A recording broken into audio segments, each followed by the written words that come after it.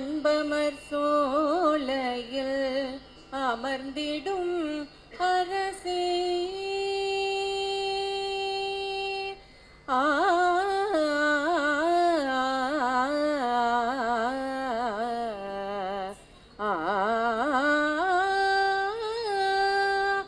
ஒரு அருமையான அற்புதமான நிகழ்வு இன்றைய தினம் சிறப்பாக நடந்து கொண்டிருக்கிறது.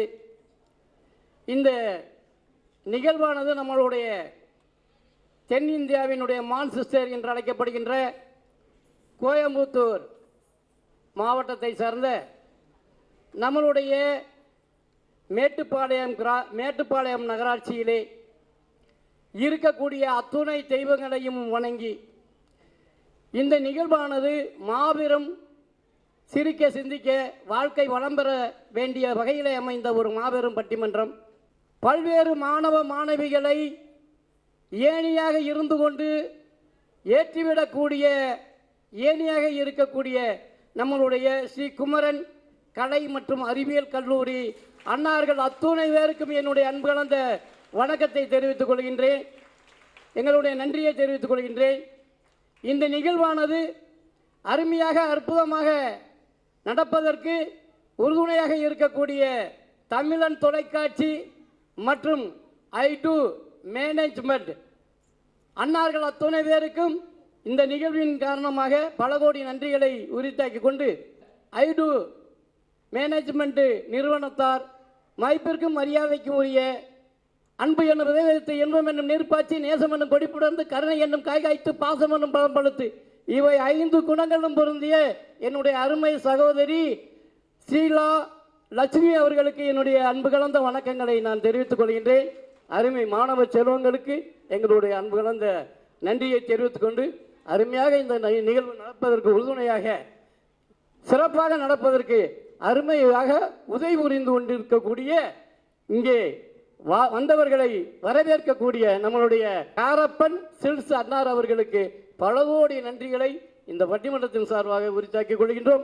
வேல்முருகன் மெட்டல்ஸ் அன்னார் அவர்களுக்கு அத்துணை பேருக்கும் எங்களுடைய பட்டிமன்றத்தின் சார்பாக மனமார்ந்த நன்றி நன்றி நன்றி. இன்றைக்கு அருமையான அற்புதமான ஒரு நிகழ்வு, நாட்டுக்கும் வீட்டுக்கும் தேவையான நல்லதொரு நிகழ்வு. நாடு போற்றக்கூடியவர்கள் பரம்பரையாக கொண்டாடக்கூடிய நிகழ்வு. என்ன நிகழ்வு அப்படின்னா பண்டிகைகள்.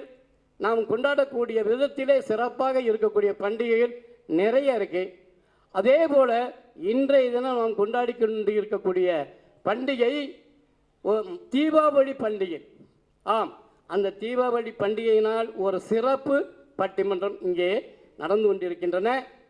தீபாவளி என்றால் என்ன என்ற ஒரு சுருக்கமான வரியில் நான் சொல்லிட்டு நான் தலைப்புக்குள்ளே போயிடுறேன். ஏனென்றால் தீபாவளி என்றால்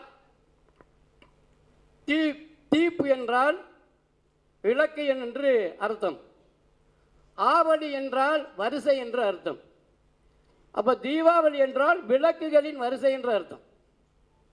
எதற்காக வேண்டி கொண்டாடப்படுகிறது அப்படின்றால் நரகாசுரனை நம்மளுடைய கிருஷ்ண பகவானும் அவருடைய துணைவியார் சத்தியபாமாவும் வதம் செஞ்சதன் காரணமாக நடத்தப்படுகிறது என்பது ஒரு பக்கம்.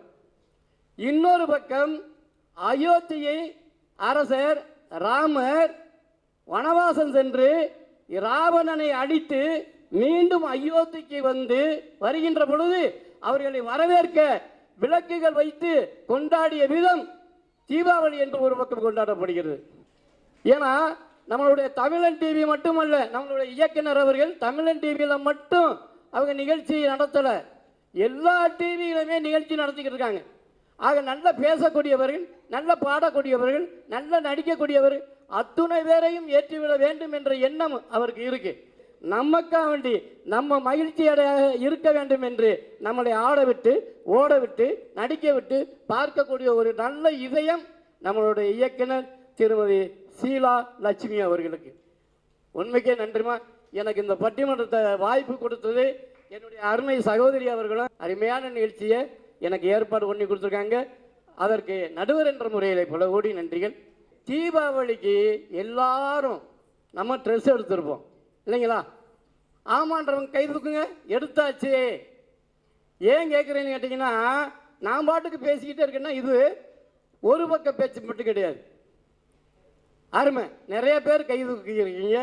கை தூக்கின அனைவருக்கும் நன்றி. எங்கள் வீட்டில் நாங்கள் எப்படி ட்ரெஸ் எடுத்தோம்னு தெரியுமா? எங்கள் வீட்டில் காலையில் போய் எங்கள் வீட்டுக்காரம்மா அவங்களுக்கு ட்ரெஸ் எடுத்தாங்க. எடுத்துட்டு என்ன பண்ணுறாங்கன்னா, காலையில் 9 மணிக்கு கொண்டு போய் விட்டுட்டேன் சவுளி கடையில். மணி 12 மணி ஆகிப்போச்சுமா. 12 மணி ஆகிப்போயும் அவங்க வெளியே வரல. பார்த்தா என்னடா உள்ள அவளை ஆளக்கான்மைன்னு பார்த்தா, ஏம்மா அவன் சேலை எடுத்து போட்டுக்கிட்டே இருக்கான், இவன் சேலைக்கு உள்ள கிடந்து தடவிக்கிட்டு கிடக்கான். கடைசியில் பார்த்தோன்னா ஒரு சேலை எடுத்து வராப்புல. அது என்ன சேலை அப்படின்னா, என்ன கலர்னா கண்ணங்கரையன் கருப்பாக அந்த சேலை எடுத்து வரான். நான் சும்மா இருக்க மாட்டோமா, வாயை கொடுத்து வாங்கிக்கிட்டுருவையா, நான் சும்மா இருக்க மாட்டோமா. என்ன சொன்னேன்னு தெரியுமாம்மா? ஏய் என்ன பிள்ளை சேலை எடுத்திருக்க, என்ன கலருன்னு. அப்புறம் எப்படி மச்சான் எடுக்கணும்னு, இந்த பாரு அந்த பொம்மையில் சுற்றி இருக்கு பாரு, அது மாதிரி எட்டு வரலாம்ல என்ன. அவ்வளோதானே, பொறுங்க இந்த போய் எட்டு வரேன் அப்படின்ட்டு வேகமாக போனாப்புல. என்ன பண்ண அப்படின்னு கேட்டிங்கன்னா, பொம்மையில் கட்டின சேலை மாதிரி வாங்கிட்டு வந்துட்டாப்புல.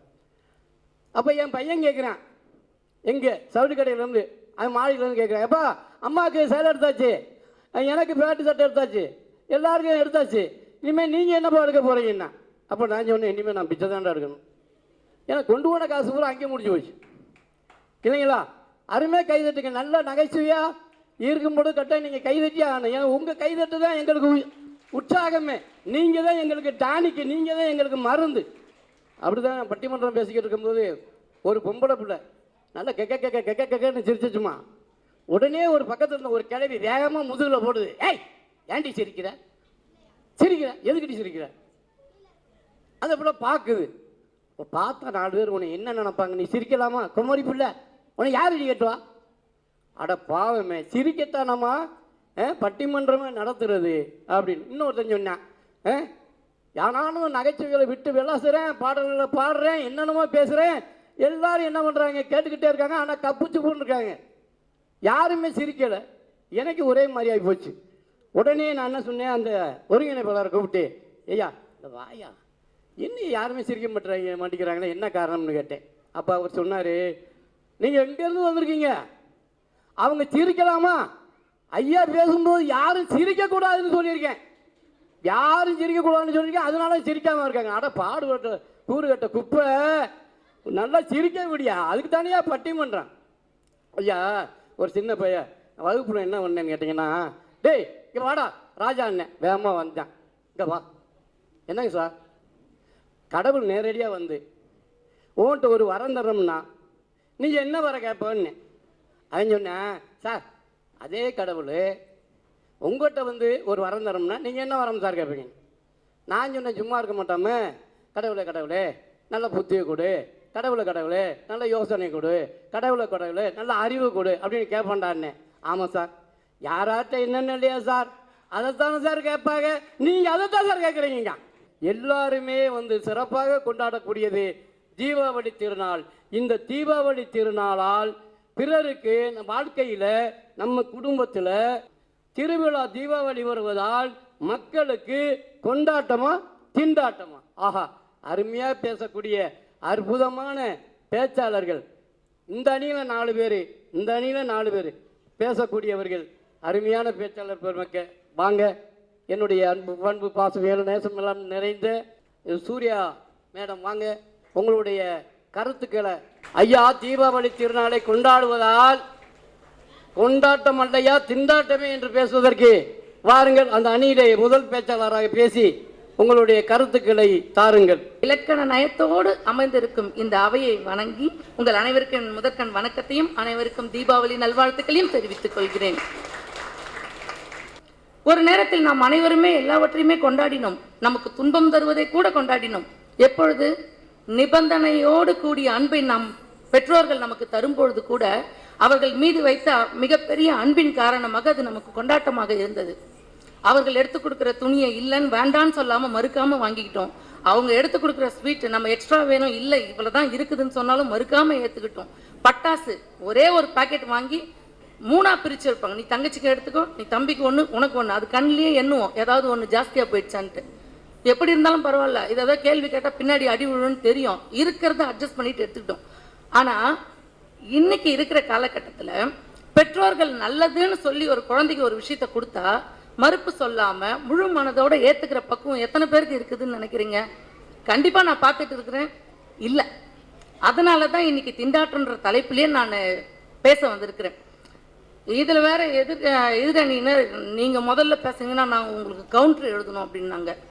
என்ன கவுண்டர் எழுத போகிறாங்கன்னு தெரியல. ஏன்னா அவங்க பேச போகிற தலைப்பே தெரியாமல் கொஞ்ச நேரத்துக்கு முன்னாடி முட்டிட்டு இருந்தாங்க. நான் கொண்டாட்டமா திண்டாட்டமா, அதுக்கே அங்கே திண்டாட்டம். ஏமா அது திண்டாட்டம், நான் தாம்மா பேச போகிறேன், நீங்கள் என்னமோ பேசுங்க. நான் பேசிட்ட பிறகு ஒழுங்காக நீங்கள் 3 பேர் இந்த பக்கம் வந்துட்டீங்கன்னா நம்ம நடுவர் அவர்களுக்கு ஒரு வேலை மிச்சமாகும். நடுவரே திண்டாட்டத்தில் தான் இருக்கேன். ஒரு நேரத்தில் ஸ்வீட்டு அத்தை மாமா வீட்டிலேருந்து தீபாவளி முடிஞ்சவொடனே பலகாரமாக வரும். ஒவ்வொருத்தரோட கைப்பக்குவம், அங்கே மனப்பக்குவத்துக்கு தகுந்த மாதிரி அந்த கைப்பக்குவம் வரும். சாப்பிடுவோம், ஒரு வாரமாக ஒரு மாதத்துக்கு கூட வச்சுட்டு சாப்பிடுவோம். ஸ்கூல் ஃப்ரெண்ட்ஸ் கூட ஷேர் பண்ணிக்குவோம். அதை மென்று தின்ன அவ்வளோ இன்பமாக இருக்கும். சரி, இன்றைக்கும் ஸ்வீட் கொடுக்குறாங்க சார். நான் என்னோட அலுவலகத்தில் கிட்டத்தட்ட 10,000 ரூபாய் மதிப்புக்கு ஒவ்வொரு நிறுவனத்திலிருந்தும் எங்களுக்கு ஸ்வீட்ஸ் கொடுத்தாங்க. அவங்களோட அன்பின் வெளிப்பாடாக கொடுத்தாங்க. நம்ம தான் இப்போ சுகரோட சுற்றிட்டு இருக்கிறோம் எல்லாம். அதனால யார் யாருக்கு நாமளும் பதில் கொடுக்கணுமோ கொடுத்தாச்சு. அதை நம்மளால சாப்பிடவும் முடியாது. எல்லாமே உயர்தர ரகம் கொடுக்குறாங்க, அதை சாப்பிடக்கூடிய நிலைமையில நாம இல்லை. அதுவே ஒரு திண்டாட்டம் தான். ரசித்து சாப்பிட முடியுதா? கொண்டாட்டம். பேசுகிறவங்களை கேட்டுக்குங்க. நாம கொடுக்கறத யாரும் தின்னவும் மாட்டேங்கிறாங்க, யாரும் அனுபவிக்கவும் மாட்டேங்கிறாங்க. திரும்ப திரும்ப திரும்ப திரும்ப ஊரை சுற்றிட்டு இருக்கிறது பேர் கொண்டாட்டமா? அதை பேசுறதுக்கு கவுண்டர் கொடுக்குறேன்றீங்க. என்ன கவுண்டர்? நாங்களே ஊருக்கு கவுண்டர் கொடுத்துட்டு இருக்கிறோம். இவங்க தனியாக வேற நடுவரை வேற கவுண்டர் கொடுக்காதீங்கன்றாங்க. ஆமாங்க, நானும் முழிச்சுக்கிட்டு கிடக்கேன். எனக்கு தான் இப்போ பாடு தீபாவளிக்கு கொண்டாட்டமா திண்டாட்டமான்னு. அன்பை புரிந்து கொண்டு கொண்டாடினால் அது கொண்டாட்டம். எங்கே அன்பு புரியப்படவில்லையோ அங்கு திண்டாட்டம் தான் மிஞ்சும் என்ற என்னுடைய வாதத்தை முன்வைத்து வாய்ப்பளித்த உங்கள் அனைவருக்கும் நன்றி பாராட்டி விடைபெறுகின்றேன். வணக்கம். வணக்கம். அற்புதமான பேச்சு.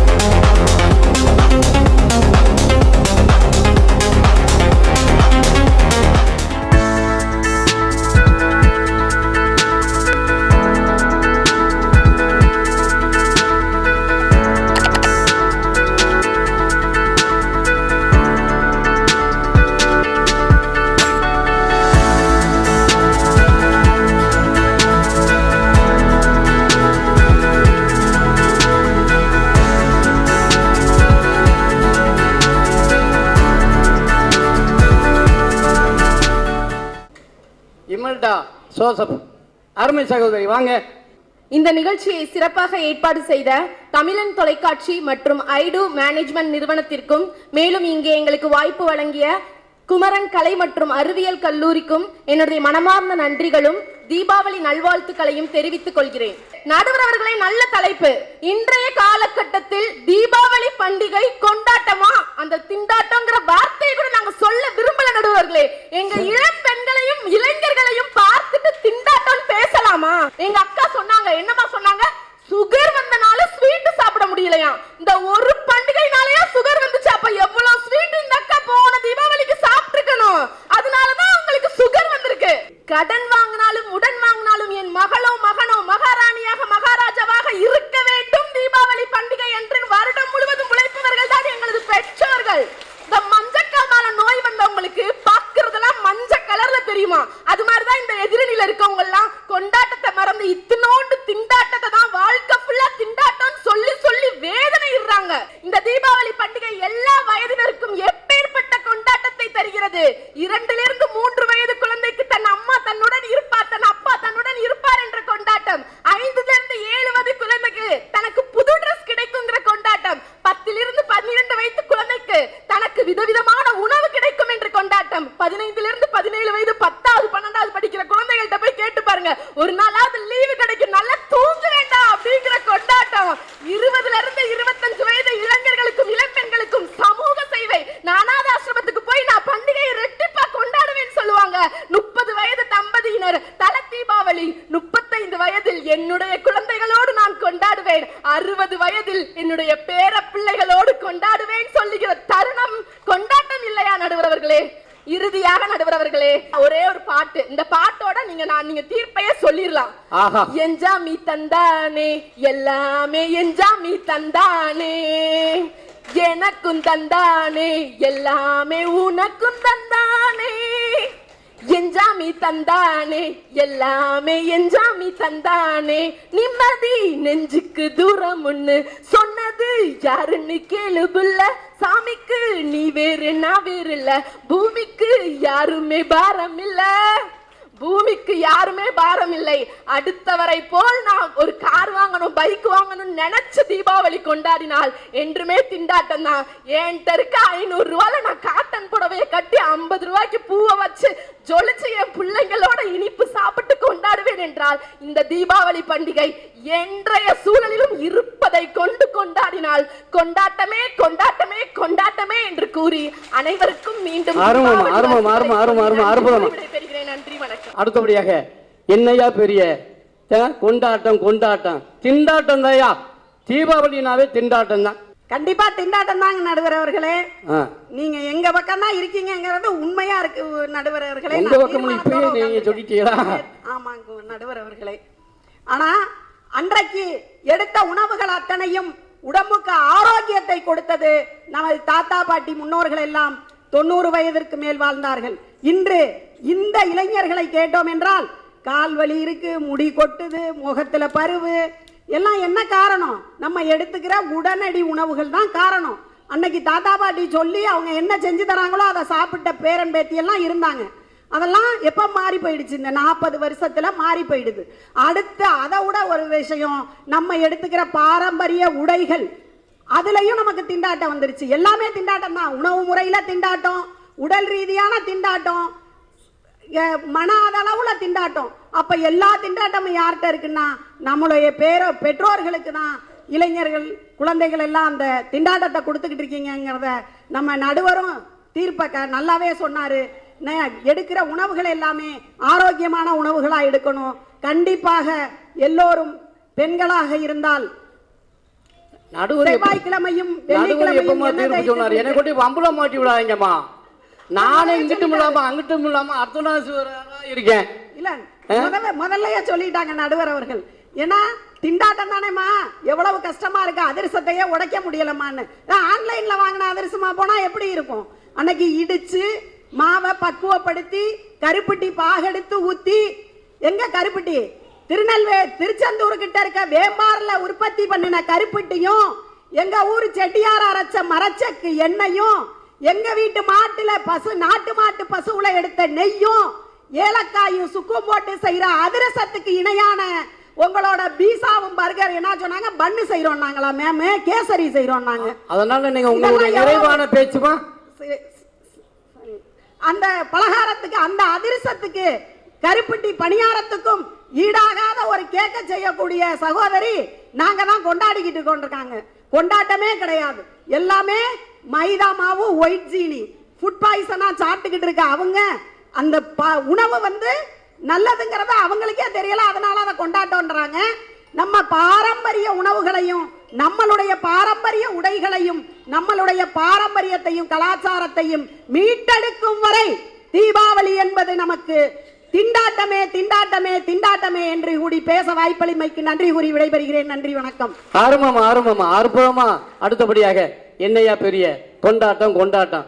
தீபாவளி என்றாலே, தீபாவளி திருநாள் என்றாலே, அந்த பண்டிகை என்றாலே மக்களுக்கு கொண்டாட்டம் இல்லையா, திண்டாட்டமே. உதயசங்கர் பாடகர், அற்புதமான இசையமைப்பாளர், இன்னும் பார்த்தீங்கன்னா மேடை பேச்சாளர், பட்டிமன்ற நடுவர பல மேடையில் பண்ணியிருக்காங்க. வாழ்த்துக்கள். கல் தோன்றி மண் தோன்ற காலத்தை வாளோடு முன் தோன்றி பக்குவையாற்றுடைய பன்மொழி அடுக்கத்திலே பிறந்து குமரியிலே குருத்தாகி பொதிகையிலே குழந்தையாகி மதுரையிலே மடந்தையாகி காவிரி கரையிலே காலார நடந்து கங்கை கரைவரை தோளோடு நிமிர்ந்து விந்திய மலைவரை வாளால் அளந்து சேர சோழ பாண்டியர் எனும் மூவரசர் மடியிலே தவழ்ந்து முச்சங்கு தொட்டிலே கிடந்து பாவலர் நெஞ்சத்திலே எழுந்து பன்னிசை போர் வஞ்சத்திலே துகிழ்ந்து காலத்தால் மூத்து கருத்தால் நிறைந்து காணமாய் திரிந்து வானமாய் விரிந்து வனமாய் விளைந்து நக்கீர நப்பூத நன்னாத நப்பசை ஒக்கூர் மாசாத்தி கற்கோ இளங்கோதற் கம்பன் ஆகியோர் பாலோடும் தேனோடும் மூட்டி வளர்த்த அமிழ்தனை கையிலே எடுத்துக்கொண்டு களிமண் தட்டுகளில், மூங்கில் பட்டைகளில், தாமிர பட்டயங்களில், காகித படிவங்களில், கணிப்பொறி வடிவங்களில் என எல்லா காலத்திலும் ஏறி நின்று எல்லாவற்றையும் மீறி நின்று நம்முடைய பாலியம் படியேற ஒருக்கணறி தந்து, பருவ மரங்கேற அகத்தினை தந்து, காளையர் புறமேற புறத்தினை தந்து, கொண்டாட்டம் மேலோங்க கோலாட்டம் தந்து, பாவையர் குதுகலிக்க கும்மிகள் தந்து, அறுவடை சீராக பாடல்கள் தந்து, ஏற்றங்கள் இறைப்பதற்கு எதுகை முனை தந்து, நச்சமில் நயம்பட உரைத்து சொற்பொருள் பெருக்கி கற்றவர் கருதுரி செதுக்கி பழம் காண்பதும் சேர்ப்பதும் என் சன் தமிழுக்கு சிகரமாகும். என்னுடைய அன்னை தமிழுக்கு என்னுடைய முதற்கண் வணக்கத்தை தெரிவித்துக் கொண்டு, அப்பப்பா பேச்சுக்கு பேச்சு, மூச்சுக்கு மூச்சு, ஏனுங்க என்னங்க, வாங்க உட்காருங்க என்று பேச்சுக்கு பேச்சு மரியாதையாக பேசக்கூடிய கொங்கு தமிழ் உறவுகள் அத்தனை பேருக்கும் எங்கள் ஐரோ ஈவென்ட் மேனேஜ்மெண்ட் சார்பாகவும் தமிழன் தொலைக்காட்சி சார்பாகவும் இனிய தீபாவளி நல்வாழ்த்துக்களை தெரிவித்துக் கொண்டு, நடுவர் அவர்களே ஒரு அற்புதமான தலைப்பு சொல்லுங்க ஐயா. தலைப்பை மறந்துட்டேன், சொல்லுங்க. எனக்கு என்ன ஒரு வருத்தம்னா, இவ்வளவு நேரம் பேசின எதிரணி தலைப்பு என்னன்னே தெரியாம பேசிட்டு போயிட்டு இருக்காங்க. நடுவர் அவர்களே, இன்றைய சூழ்நிலையில் தீபாவளி பண்டிகை என்பது கொண்டாட்டமா திண்டாட்டமா? கொண்டாட்டம்னு ஒரு அம்மா இப்ப பேசிட்டு போனாங்க எனக்கு முன்னாடி. தண்டபாணி சார் பாவம், அவர் ஃபாரின்ல இருந்து வெளிநாட்டுல இருந்தெல்லாம் வந்த ஒரு கடையில 1 லட்சம் ரூபாய் 2 லட்சம் ரூபாய்க்கு சேரி வாங்கிட்டு போறாங்க. இந்த அம்மா வந்து கொண்டாட்டம்னு பேசிட்டு 1000 ரூபாய்க்கு 3 சேலை வாங்கிட்டு போறாங்கன்னு சொல்லி தண்டபாணி சாரை திண்டாட்டம் ஆக்கிட்டு போயிடுச்சு. அதானுங்க ஐயா. நடுவர் அவர்களே, தீபாவளி பண்டிகை ஒரு நேரத்துல இருந்ததுங்க கொண்டாட்டம். எப்ப தெரியுமா இருந்தது? எங்க தாத்தா பாட்டி காலத்துல இருந்தது ஒரு கொண்டாட்டம். எங்க அப்பா அம்மா காலத்துல ஓரளவுக்கு இருந்தது. நடுவர் அவர்களே, அன்னைக்கெல்லாம் எங்க தாத்தா வயல்ல வேலை பார்த்தாரு. ஓலை வீடு 10 இடத்துல ஓட்டை இருக்கும், மழை பெஞ்சா ஒழுகும். ஆனா சந்தோஷம் இருந்தது குடும்பத்துல. தாத்தா வயல்வெளியில வேலை பார்த்துட்டு வருவாரு, இருட்டிரும், கருக்கல்ல போயிட்டு மாலை இருட்டினதுக்கு அப்புறம் தான் வீட்டுக்கு வருவாங்க. அப்படி தீபாவளி பண்டிகையா இருந்தாலும் காட்டுல வேலை பார்த்தாங்க அன்னைக்கு. அப்படி வேலை பார்த்துட்டு வீட்டுக்கு வர்றப்ப எங்க பாட்டி எங்க தாத்தாவுக்காக வெயிட் பண்ணிட்டு அந்த காதலோட வாசல்லே அப்படி உட்காந்துருக்கோம். எப்படி தெரியுமா உட்காந்துருக்கோம்?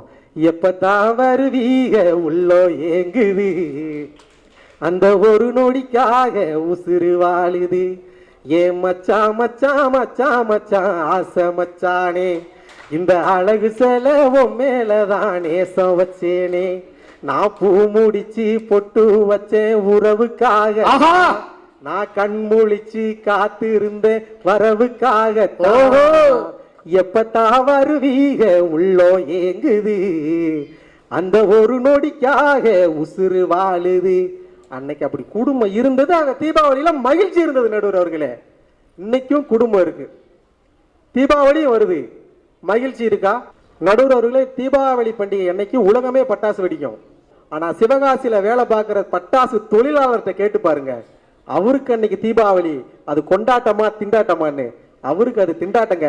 அவரை வாங்கி கொண்டாடுற உங்களுக்கு தாங்க கொண்டாட்டம் அது. ஆனா அந்த பட்டாசை தயார் பண்ணி விற்பனை பண்ணி உட்காந்துருக்கான் பாருங்க ஒரு தொழிலாளி, அவர் இருக்கிறது திண்டாட்டம். நடுவர்களே, அப்புறம் இன்னொரு அம்மா வந்தாங்க அம்பாசமுத்திரத்துல இருந்து, ஏதோ ஒரு பாட்டுலாம் பாடி நல்லா கையெல்லாம் பயங்கரமா தட்டினீங்க எல்லாரும். என்ன பாட்டு அது ஐயா? அது என்ன பாட்டு?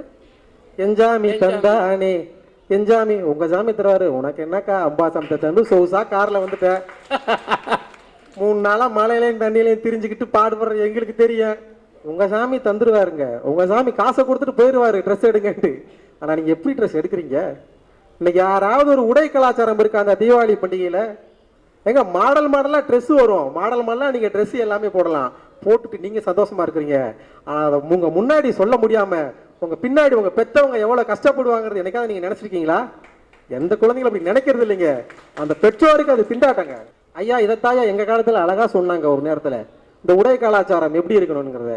உடல் அழகை ஊரு மெச்ச காட்டக்கூடாது, மேல் உடுப்புகளை இடுப்பு தெரிய மாட்டக்கூடாது, முதட்டு மேல சிவப்பு சாயம் பூசக்கூடாது, ஏர் உழவனுக்கு ஏற்ற பண்பை மாற்றக்கூடாது, அதற்கு இப்படித்தான் இருக்க வேணும் பொம்பளை, இங்கிலீஷ் படிச்சாலும் இன்ப தமிழ்நாட்டுல இப்படித்தான் இருக்க வேணும் பொம்பளை. நடுவர்களே, பொதுவா தீபாவளி பண்டிகை முடிந்த உடனே எல்லா நியூஸ் சேனல்லையும் செய்தி வரும், தீபாவளி பண்டிகை பயங்கரமா இருந்தது, அந்த ஊர் மக்கள் நல்லா கொண்டாடினாங்க, வெளிநாட்டுல நல்லா கொண்டாடினாங்கன்னு.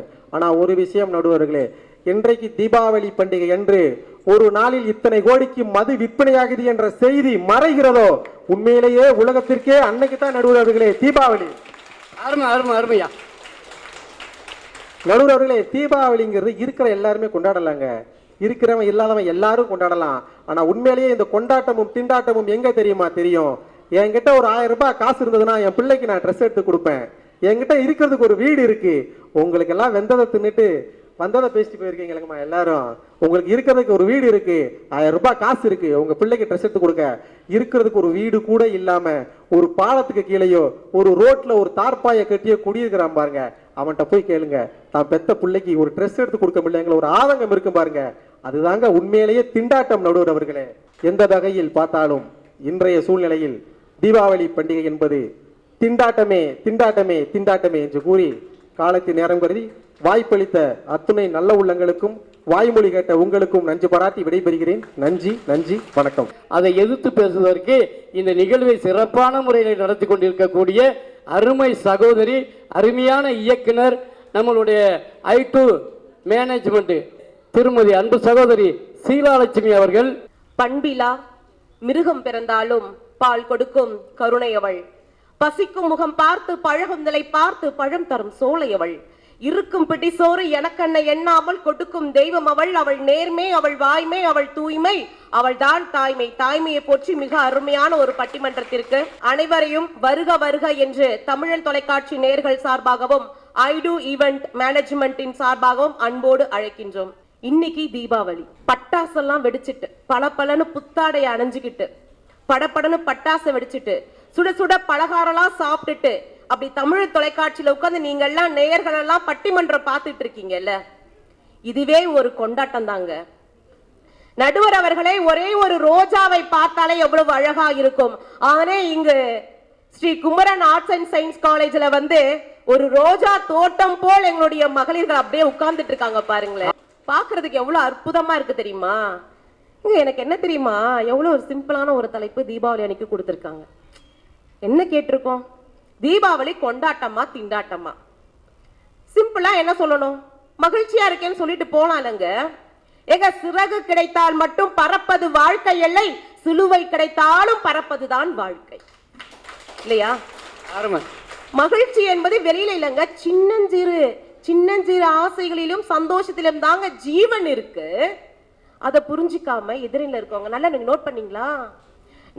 நாங்க வந்து பேசும்போது பின்னாடி பேக்ரவுண்டு குறை குறை பேசிக்கிறது, அவங்க பேசும்போது எங்க இதெல்லாம் எங்க மேம் பார்த்துட்டு இருந்திருக்காங்க.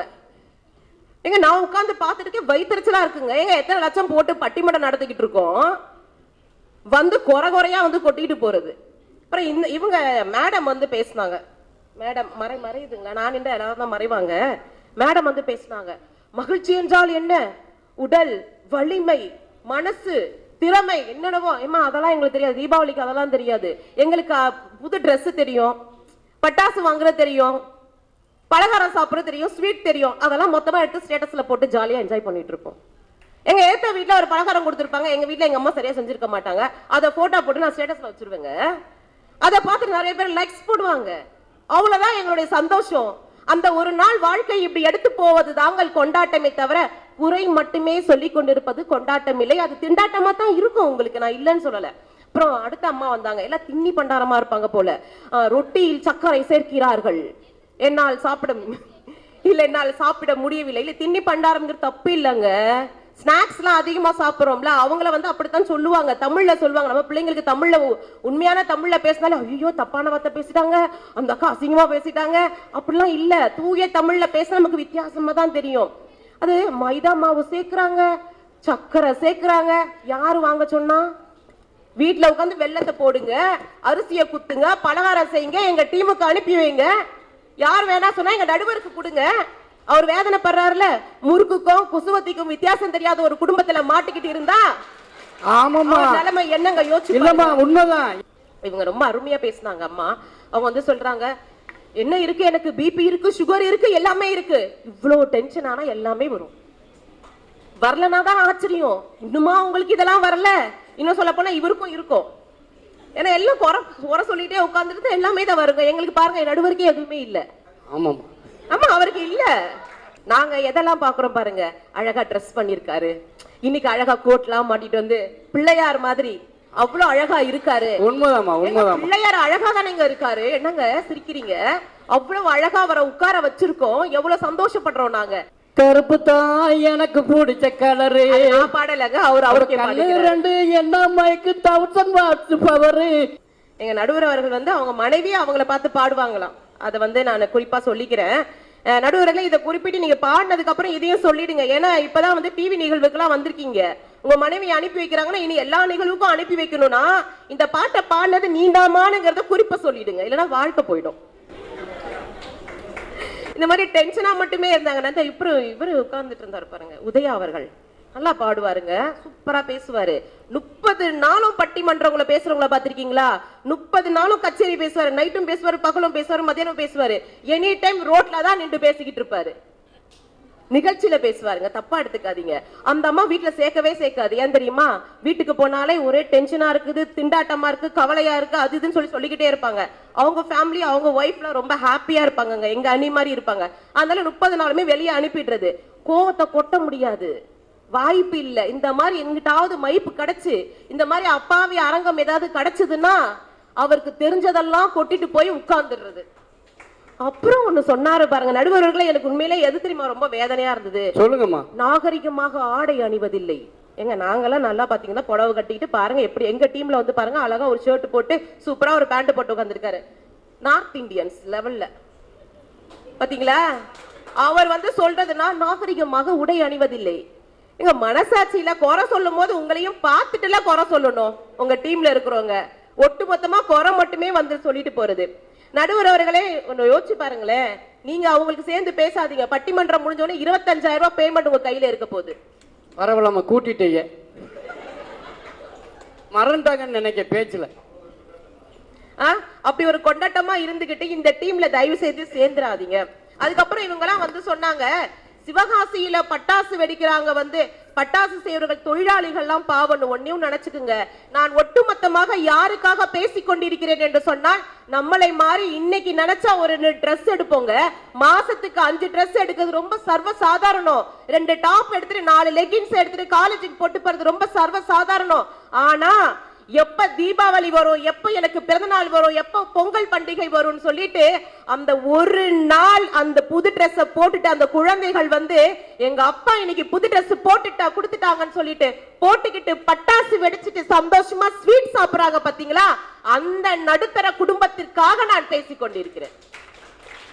அவங்களுக்கு ஒரு நாள் கூலிங்க, அந்த ஒரு நாள் கூலி வந்து முந்த நாள் தான் பஜாருக்கு போவாங்க. அன்னைக்கு காலையில போய் பஜார்ல போய் ட்ரெஸ் எடுத்துட்டு வந்து அவங்க மனைவிக்கு கொடுப்பாங்க, அவங்க பிள்ளைங்களுக்கு கொடுப்பாங்க.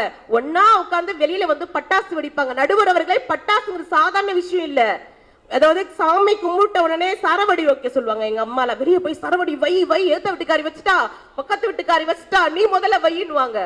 போய் வச்சிருவோம். குப்பை கம்மியா இருந்துச்சுன்னா ஏத்த வீட்டுல இந்த காத்து இந்த பக்கம் வடிக்கும், இந்த பக்கம் வடிக்கும். எங்க வீட்டுலதான் அதிகமா வெடி வெடிச்சோன்னு சொல்லிட்டு ஒரு காலத்துல நம்ம எல்லாம் சந்தோஷமா இருந்திருப்போம் இல்லையா? வெடிச்ச வெடியெல்லாம் ஒன்னா போட்டு அதையும் கொளுத்திட்டு நம்ம சந்தோஷமா இருந்திருப்போம் இல்லையா? இப்படி நாம் இந்த ஒரு நாள் சந்தோஷத்திற்காக பல நாள் அவங்க கஷ்டப்படுறாங்க. ஆனால் இந்த ஒரு நாள் விற்பனை தான் அவங்களுக்கு வாழ்நாள் முழுவதும் சாப்பாடு என்பதை மறந்துவிடக் கூடாது. இந்த ஒரு சமநிலை என்ன தெரியுமா? ஸ்வீட் ஸ்டால்ல அதிகமா விற்கிறாங்க, சாரீஸ், டெக்ஸ்டைல்ஸ், ஜுவல்லரி ஷாப் எல்லாமே விற்கிறாங்கன்னா நீங்க பாக்குறவர்கள் எல்லாம் வந்து பெரிய அளவுல இருக்கிறவங்க மட்டும்தான். அவங்க கீழே வேலை பார்க்கிற ஒவ்வொரு தொழிலாளிகள் இருக்கிறாங்க, வாட்ச்மேன் இருக்காங்க. அன்னைக்கு மட்டுமே வாழை இலை விற்பவர்கள் இருப்பார்கள், பூ விற்பாங்க, விளக்கு மட்டுமே விற்பவர்கள் எத்தனையோ பேர் மார்க்கெட்ல இருப்பாங்க பாத்தீங்களா? அந்த ஒரு நாள் விற்பனை தான் அவங்களுக்கு மிகப்பெரிய மகிழ்ச்சி, அதுதான் அவங்களுடைய கொண்டாட்டம். வாழ்நாள் முழுவதும் நம்ம வந்து சந்தோஷமா இருக்கிறத பத்தி பேசலங்க, அந்த ஒரு நாள் சின்னதா சந்தோஷமா இருந்துட்டு போறோம் பாத்தீங்களா? அந்த கொண்டாட்டம் தீபாவளிக்கு உண்மையான கொண்டாட்டம் என்று கூறி விடைபெறுகிறேன். நன்றி, வணக்கம். அருமையே, அருமை அருமை, அற்புதமான கருத்துக்களை நறுக்குன்னு நச்சுன்னு நம்ம மனசுல எல்லாம் பதிய வச்சு சிறப்பா கொண்டாட்டம் தான் அப்படின்னு பேசியிருக்காங்க. அருமை சகோதரிக்கு வாழ்த்துக்கள், பாராட்டுக்கள். அவர்களை எதிர்த்து பேசுவதற்கு, மறுத்து பேசுவதற்கு அந்த அணியினுடைய இறுதி பேச்சாளர் பாருங்கள், என் அன்பு தம்பி சிதம்பரம் அவர்களே, வாங்க. தென்பொதிகை சாரலிலே பிறந்து வந்து தென்பாண்டி மதுரையிலே சங்கம் கண்டு மன்னவர்கள் தம் மணிமுடியும் வணங்கி விழ வைகையிலே விளையாடுகின்ற தாய்மொழி தமிழுக்கு முதல் வணக்கத்தை தெரிவித்துக் கொண்டு, நல்ல ஒரு நிகழ்ச்சி ஐடு ஈவென்ட் மேனேஜ்மெண்ட் ஷீலா மேம் அவர்களுக்கும் இந்த அற்புதமான தமிழ் பட்டிமன்றங்களை உலகமெங்கும் கொண்டு சேர்க்கின்ற தமிழன் தொலைக்காட்சி நேயர்களுக்கும் இந்த தீபாவளி திருநாள் நல்வாழ்த்துக்களை தெரிவித்துக் கொண்டு, அந்த பக்கம் மஞ்சள் கலர் எங்க அக்கா மஞ்சகாமால வந்தா எல்லாம் மஞ்சளாம் தெரியுமா? எந்த மருத்துவ படிப்புல இதை சொன்னான்னு எனக்கும் தெரியல. அவங்க மஞ்சள் கலர் புடவை கட்டி இருக்கும்போது நினைச்சேன். நான் கேக் செய்யறேன். அது வேறயா? ஆமாங்கய்யா. அது இல்ல, கேசரி செய்யற, ஸ்வீட் நீங்க ஓனா செய்யுங்க. தயவு செஞ்சு யூடியூப் பார்த்து செய்யாதீங்க. சாப்பிட்றவனுக்கு தான் தெரியும் கஷ்டம். அதுல இன்னொன்னு, எங்களுடைய பெண் பிள்ளைகள் எல்லாம் இன்ஸ்டாகிராம்ல அன்னைக்கு இவங்க புடவை கட்டுறாங்களோ இல்லையோ அனாதை ஆசிரமங்களுக்கு சென்று அவர்களுக்கு உதவி வழங்கி அதை இன்ஸ்டாவில் பதிவிட்டு, எதுக்கு பதிவிடுற? எல்லாம் லைக்குக்காக தான், எனக்கு தெரியும். அதோட இல்ல, இனமென பிரிந்தது போதும், கரெக்டா எடு, இனமென பிரிந்தது போதும், மதமென 4 இடத்துல உதவி பண்ணிட்டு நாங்கள் இது மாதிரி செய்து வருகிறோம், தொடர்ந்து எங்களுக்கு ஆதரவு செய்ய கூகுள் பே ஸ்கேனரை கீழே போட்டு உழைக்காம சம்பாதிக்கிறதுக்கு ஒரு வழி போயிட்டு இருக்கு இன்ஸ்டாகிராம். கொண்டாட்டம் கொண்டாட்டம் கொண்டாட்டம். வாழ்க்கையில இன்னைக்கு எல்லாமே திண்டாட்டம். தினம் தினம் வாழறது எவ்வளவு கஷ்டம் தெரியுமா? எங்க பொம்பளை பிள்ளைங்களை கேட்டு பாருங்க. போட்டோ அழகா எடுத்துருவாங்க, போஸ். எந்த ஃபில்டரை சூஸ் பண்றதுன்றது தான் இது கஷ்டம். தெரியக்கூடாது, அது நேச்சுரலா தெரியணும். நீங்க நம்பி அந்த இன்ஸ்டாவில் பார்த்து நீங்க ஒரு ஆடு பண்ணணும், அந்த பொண்ணை நேர்ல கூப்பிடும் போது தான் சினேகா, இந்த பேர்ல தான் நான் விழுந்துட்டேன் சினேகான்னு ஏமாந்த என்ன மாதிரி ஆண்களுக்கு தான் தெரியும். நல்ல வேலைக்கு அதுல நான் சிக்கலையா சார். தவமாய் தவம் இருந்துன்னு ஒரு படம் சேரனுடைய இயக்கத்துல ரொம்ப அற்புதமா இருக்கும். விடிஞ்சா தீபாவளி பிள்ளைங்களுக்கு வாங்கிட்டு வரேன்னு சொல்லிட்டு ராஜ்கிரண் அற்புதமான கதாபாத்திரம். அடிச்ச போஸ்டரை வாங்கறதுக்கு ஆள் வரமாட்டான். தலைவர் வரல சார் அப்படின்னு கேன்சல் ஆகும். பதிக்கும். அது ஒரு பக்கம். அங்க போயிட்டு அம்மா கிட்ட அப்பா எப்பமா வருவார், அப்பா எப்பமா வருவார் அப்படின்னு கேட்டுட்டே இருக்கும் பிள்ளைங்கள். இவருக்கு பதட்டமா இருக்கும். ஐயோ பிள்ளைங்க எதிர்பார்க்குமே, துணி வாங்கிட்டு போகணுமே, படாசு வாங்கிட்டு போகணுமே, பதிப்பா இருக்கும். ஒன்றும் புரியல. அங்க வேலை செய்யறணும், அப்பதான் வீட்டுக்கு போறேன்ட்டு கிளம்பி போவான். அப்போ ஒரு போனு, ஒரு 1000 போஸ்ட் ஓட்டணும், உங்களால முடியுமான் போது வேலையை விட்டு வெளியே போனவனையும் கூட்டு நைட்டோட நைட்டா ஒட்டி போயிட்டா சார். அந்த லுங்கி அப்படி எடுத்து துடைப்பார். துடைச்சிக்கிட்டு சார் 5 வயசு பையனுக்கு டவுசர் சட்டை, 8 வயசு பையனுக்கு டவுசர் சட்டை, படாசு வாங்கிட்டு போயிட்டு கொடுப்பார். அந்த பிள்ளைங்க நான் எம்ஜிஆர், நான் சிவாஜி அப்படி மாறி மாறி சுட்டு விளையாடும் போது கட்டல் அப்படியே அசதியா தூங்குவார். அந்த பிள்ளைங்க வந்து அவர் மேல விழுந்து விளையாடும். சரி போய் பத்திரமா விளையாடு, அண்ணன் என்ன சொல்றான்ப்பா அப்படின்னு சொல்லுவோம். பத்திரமா விளையாடுங்க, சண்டை போடாமல் விளையாடுங்கன்னு சொல்லி அனுப்பும்பொழுது அவருடைய மனதில் ஒரு மகிழ்ச்சியும் கொண்டாட்டம் நிச்சயமாக இருக்கும். அதன் பின்னால் இருக்கக்கூடியது மிகப்பெரிய திண்டாட்டம் மட்டும்தான். ஆமையா, இங்க தீர்ப்பு சொல்றவனுக்கு தான் கஷ்டம் தெரியுங்கய்யா. ஆகையால் வாழ்க்கை கவலை இல்லாம இருக்கணும்னா திண்டாட்டத்தோடு உழைத்தால் மட்டும்தான் வாழ்க்கை கொண்டாட்டமாக மாறும். தீபாவளி மட்டுமல்ல, இன்றைய உலகத்தில் எல்லாரும் செலவு அதிகம் பண்றோம். எல்லா பண்டிகைகளும் நிச்சயமாக திண்டாட்டம் திண்டாட்டம் என்று தீர்ப்பளித்து எங்களோடு கொண்டாட்டமாக மதிய உணவை அருந்துமாறு கேட்டுக்கொண்டு விடைபெறுகிறேன். நன்றி, வணக்கம். நன்றிங்க.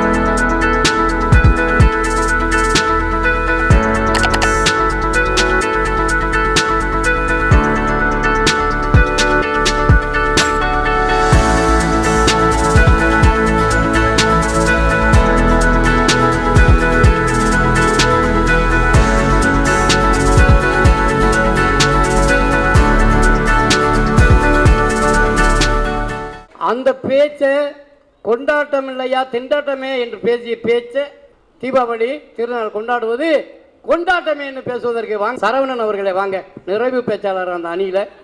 எத்தனை முறை பிறந்து பிறந்து இறந்தாலும் அல்லது இறந்தே பிறந்தாலும் தமிழனாக பிறக்க வேண்டும் என்று தமிழன்னையிடம் விண்ணப்பித்து உலகெங்கிலும் தீபாவளி திருநாளை கொண்டாடி கொண்டிருக்கும் அனைத்து தரப்பு மக்களுக்கும் என் தீபாவளி திருநாள் நல்வாழ்த்துக்களை தெரிவித்துக் கொண்டு, ஐயா கோவைனா கெத்து, சரிங்கய்யா, கொண்டாட்டம் எங்கள் மக்களின் சொத்து. ஆஹா, ஒரு மனுஷன் சந்தோஷமா இருந்தா தான் எல்லாத்தையும் நல்லா சிந்திக்க முடியும். சந்தோஷத்துக்கு அடிப்படையில் என்ன தேவை? கொண்டாட்டம் தானே தேவை. பொதுவா கிராம பக்கத்துல ஒரு வழக்கம் இருக்கும். இல்ல நான் நினைச்சேன் கெத்து அப்படின்னு சொன்னோன்னே பட்டிமன்றம்னா நீங்க தான் எங்களுக்கு முத்துன்னு சொல்லுவீங்கன்னு நினைச்சேன். இப்படிதாங்க ஐயா நீங்க சொன்னீங்க, கல்யாண நாளுக்கு என்ன பண்றது, புடவை வாங்கி கொடுத்தேன், அப்படி பண்ண இப்படி பண்ண. ஐயா எனக்கும் மனைவிக்கும் ஒரே நாள்ல தான் கல்யாணம் ஆச்சு. அது வேணுமா? அதிசயமா இருக்குப்பா. ஆமாங்க ஐயா, ஒரே நாள்ல தான் கல்யாணம். வருஷம் ஒருக்கா கல்யாண நாள் வரும். இந்த வருஷம் கல்யாண நாளுக்கு என் மனைவி என்ன கேட்டாங்கன்னா வைர மோதிரம் வாங்கித்தாங்கன்னு கேட்டாங்க. சரிங்க. நானும் யோசிச்சு பார்த்தேன், வைர மோதிரத்தோட விலையை கேட்டு பார்த்தேன் 60,000. சரி இது சரிப்படுமா படாதான்னு யோசிச்சேன். போனேன், ஒரு பூக்கடையில் 60 ரூபாய்க்கு 2 கிலோ ரோஸ் பூ வாங்கிட்டு வந்தேன். மாடி மேலே ஏறினேன். மேலே இருந்து ஏமா வெளியே வாமான்னு கூப்பிட்டேன். வரும்போது மேலே இருந்து அந்த பால் ரோஸை கொட்டினேன். கொட்டிட்டு சொன்னேன், ஏமா அந்த பால் ரோஸ்ல உன்கிட்ட பட்ட உடனே பட்டு ரோஸ் ஆகி போச்சுமா, நீயே ஒரு வைரம் உனக்கு தேவையாம இன்னும் வைர மோதிரம்னு கேட்டேன். உனக்கு வாங்கி தரேன் பின்னால இன்னால மட்டும் விட்டுறேன்னு சொன்னேன். அவங்க அப்படியே உச்சி கொழுந்து முகந்து நலந்து சந்தோஷம் ஆயிட்டாங்க. ஆக நாம கொண்டாட்டம்ன்றது மதிப்புல விலை மதிப்புள்ள பொருட்கள் இல்லைங்க, நாம திட்டமிட்டு கொண்டாடுற ஒரு செயல்பாட்டில் இருக்குதுங்க ஐயா. தீபாவளியை கொண்டாடணும், அதுக்கு தானே பட்டிமன்ற ஏற்பாடே பண்ணிருக்கிறோம். அப்ப இதுல அடிப்படை என்ன? கொண்டாட்டம் தானே. இதுல எதிரணி வேற திண்டாட்டம்னு வேஷம் உட்காந்துருக்காங்க. அவங்களுக்கு தலைப்பு புரியுதா புரியலையான்னு எனக்கும் தெரியல. எல்லாரும் கொண்டாடத்தானே வந்திருக்கிறோம்.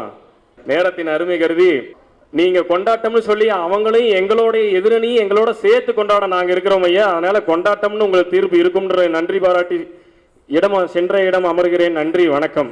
அருமை அருமை அருமை அருமை, அற்புதம். வாழ்க வளர்க. இன்றைய தலைப்பின் கீழே 4 அணியில இருக்கக்கூடிய 4 பேரும் சிறப்பாக கொண்டாட்டமே என்ற அணியில பேசிய 4 பேச்சாளர்களுமே சிறப்பாக பேசியிருக்காங்க. அதை விட திண்டாட்டமே பண்டிகை கொண்டாடுவதால் என்று 4 பேரறிஞர் பெருமக்கள் பேசியிருக்காங்க. பண்டிகை காலங்கள் யாருக்கு கொண்டாட்டம், யாருக்கு திண்டாட்டம்? கொண்டாட்டமா இல்லை திண்டாட்டமா?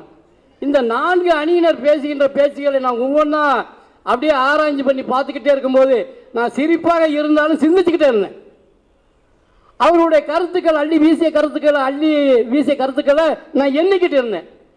யாருக்கு தீபாவளி? கடனை வாங்கி உடனே வாங்கி பிள்ளைகளை படிக்க முடியாம, கடனை அடைக்க முடியாம அப்படியே கஷ்டப்படுறானே, அவன் கடனை வாங்கி உடனே வாங்கி தீபாவளிக்கு ட்ரெஸ் எடுத்து பலகாரம் எடுத்து கறி எடுத்து புடி எடுத்து கொடுக்கக்கூடிய அவன் அந்த குடும்பத்தில் கஷ்டப்படாம கொண்டாட்டப்படுவானா? அவன் திண்டாட்டப்படுவானா? அவன் திண்டாட்டம் தானே படுவான்.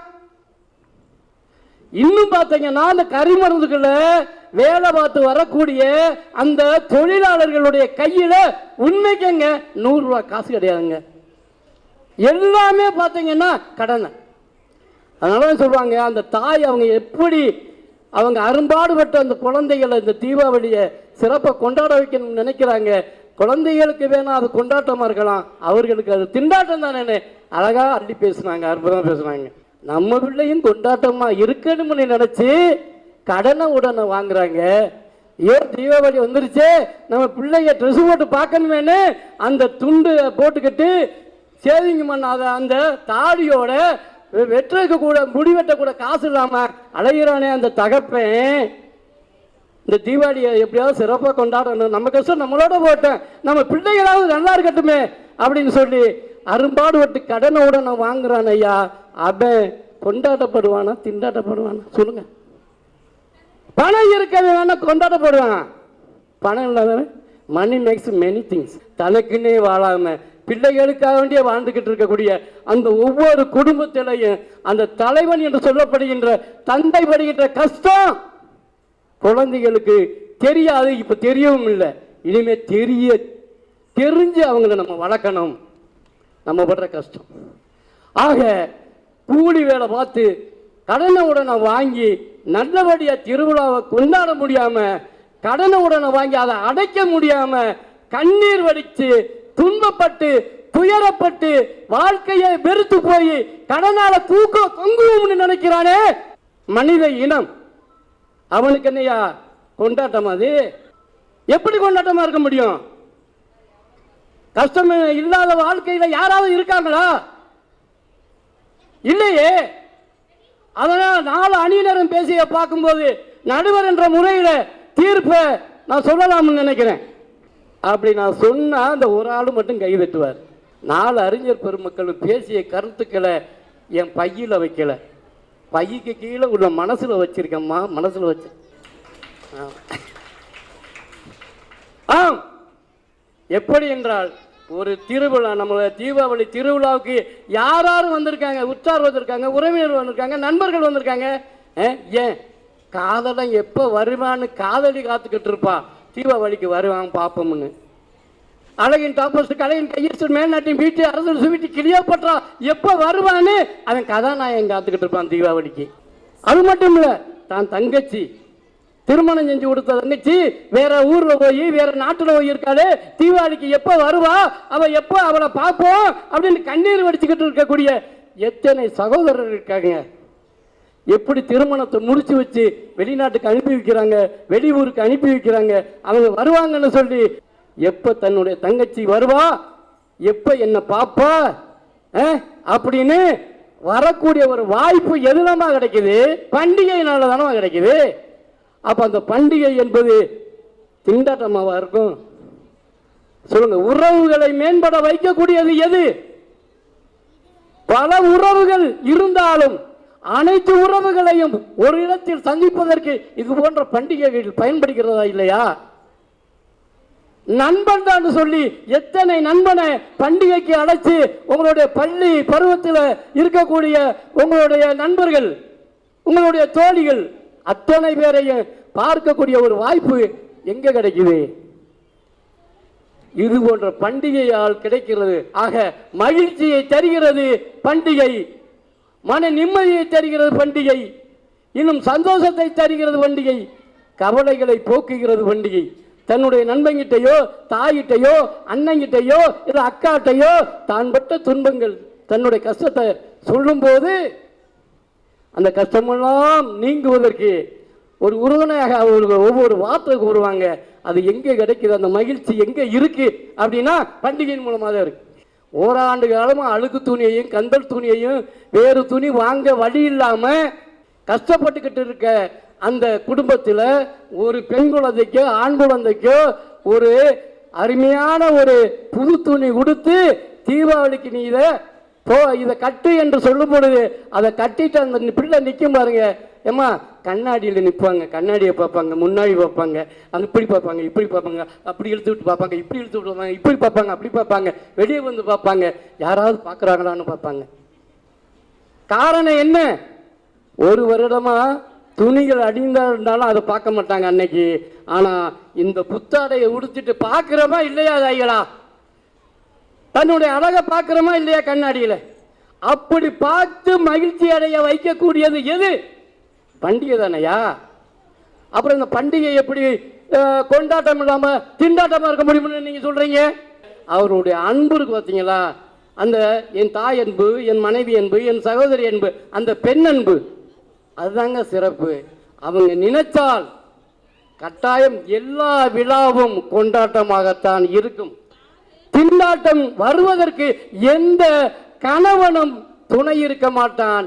அது கொண்டாட்டமாக இருப்பதற்கு தான் துணையாக இருப்பான். ஆக மகிழ்ச்சியை தருவது, உறவுகளை மேம்பட வைப்பது, நல்லவர்களை பார்த்து ரசிப்பது, தன் குடும்ப உறுப்பினர்களை கண்டு அவர்களுடன் பேசுவது, தன்னுடைய நோய் தீர்க்கும் மருந்து கூட எது என்றால் பண்டிகை, தீபாவளி என்ற பண்டிகை. அன்புள்ளவர்களே, அந்த குழந்தையை சுமக்குகின்ற பொழுது ஏற்படக்கூடிய வழியானது, துயரங்களானது, அவளுக்கு அது துயரம்தான், அது திண்டாட்டம்தான். ஆனால் ஒரு குழந்தையை பெற்று எடுக்கின்ற பொழுது, தாயும் சேயும் சுகமாக வாழ்கின்ற பொழுது மகிழ்ச்சி எப்படி இருக்கிறது? அந்த மகிழ்ச்சி தான் குடும்பத்திலே பண்டிகைகளால் ஏற்படுகிறது என்று சுகமான சுமைகள் அவை அனைத்தும் உண்மையாக இல்லை. மறப்போம், மன்னிப்போம், தீயவைகளை நாம் விளக்குவோம், நல்லதை மனதிலே கொள்ளுவோம். தீபாவளி என்பது தவறுகளை நீக்கி நல்லவற்றை இணைப்பதுதான் தீபாவளி என்கின்ற பொழுது நல்லவைகளை ஏற்றுக்கொள்ளுவோம், தீயவைகளை ஒதுக்குவோம். ஆகவே தீபாவளி பண்டிகையால் கொண்டாட்டம் என்பது 100% உண்மை. திண்டாட்டம் என்பது 50% இருக்கிறது. 50% மதிப்பெண் மாபெரும் வெற்றி பெற்றதாக சரித்திரம் இல்லை. ஆகவே பண்டிகையினால் அதுவும் தீபாவளி பண்டிகையினால் மக்களுடைய வாழ்க்கைக்கு கொண்டாட்டமே கொண்டாட்டமே கொண்டாட்டமே கொண்டாட்டமே என்று வாய்ப்புக்கு நன்றி கூறி விடைபெறுகின்றேன். நன்றி, வணக்கம்.